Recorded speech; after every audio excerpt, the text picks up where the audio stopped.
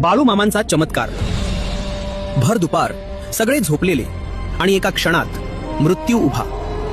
25 kilometre दूर असलेला माणूस, आग लागल्याचा क्षण आणि आकाशात उडालेलं जळतं घोंगडं। अग्नीवर सत्ता चालवली। भर दुपारची वेळ होती। राधानगरी भागात नरतवडे गावाजवळ श्री मगदूम यांचे गुऱ्हाळ सुरू होते। ऊन्ह इतकं प्रखर होतं की श्वास घ्यायलाही अवघड। गुळाचे रवे ठेवलेला मांडव आणि अचानक फडाडकन आग। रात्रभर काम केल्यामुळे सर्व कामगार गाढ झोपेत होते। एकही माणूस शुद्धीत नव्हता। तेवढ्यात गोवऱ्या रचत असलेल्या सौ जनाबाई मगदूम यांची नजर आगीकडे गेली। क्षणात तिच्या अंगावर काटा आला। ती घाबरून ओरडली, मामा मामा वाचवा। पण मामा तिथे नव्हते। इथेच खरी थरारक गोष्ट सुरू होते। त्या क्षणी बाळूमामा नरतवड्यापासून तब्बल 25 किलोमीटर दूर नंद्याळच्या रानात झाडाखाली बसून सहकाऱ्यांशी बोलत होते। पण भक्ताची हाक अंतर पाहत नाही। अचानक मामा थांबले।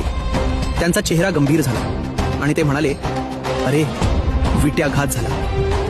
क्षणाचाही विलंब न करता मामांनी आपल्या खांद्यावरचं घोंगडं सरळ आकाशात उडवलं।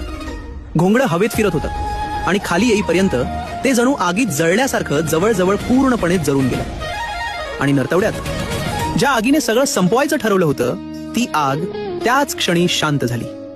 मांडव वाचला, गुऱ्हाळ वाचलं, कामगारांचे प्राण वाचले। नंतर जेव्हा मगदूम मंडळी मामांच्या दर्शनाला आली, तेव्हा त्यांना दिसलं मामांचं घोंगडं जळालेलं। आणि सत्य सांगणार निष्कर्ष, 25 किलोमीटर अंतर, डोळ्यांनी न दिसणारी आग, पण भक्ताची हाक ऐकून अग्नीवर सत्ता चालवणारे ते दुसरे तिसरे कुणी नव्हते, ते होते बाळूमामा। बाळूमामांवर श्रद्धा असेल तर फॉलो करा आणि कमेंटमध्ये जय बाळूमामा लिहा।